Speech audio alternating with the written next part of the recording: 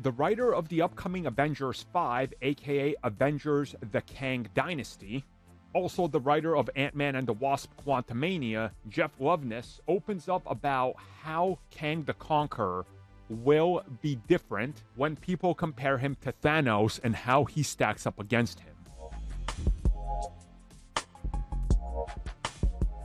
So Jeff was asked about his time working on Ant-Man and the Wasp Quantumania, and of course moving on to writing the Kang Dynasty and how he's tackling Kang the Conqueror in that film, and of course the huge pressure put on them to try to rival or surpass Thanos. And he says that one thing that he wants to make very clear here is that this is not Thanos. They're not replacing him. They're not trying to outdo him. Instead, the goal is to be different because he is a different character. And he says not just in appearance. Yes, Thanos was a giant, big, purple CG guy, but Kang is human. There's a more human quality to him that's automatically more relatable. On top of this, Kang is also very much real.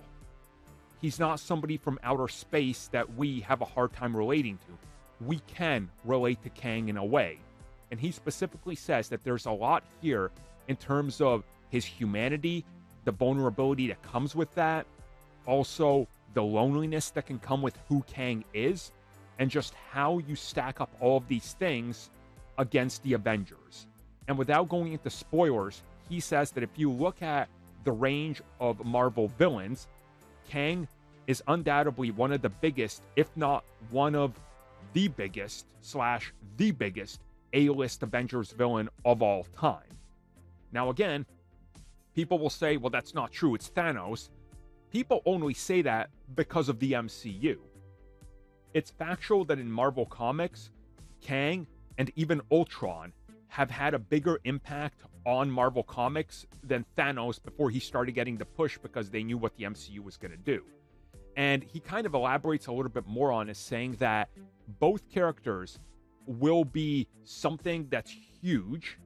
Obviously, he can't reveal why Kang is going to be as big as he's going to be, but he says it's all in the approach and the humanity of the character, so wait and see. And to me, this honestly is perfect because that's exactly what Kang is about.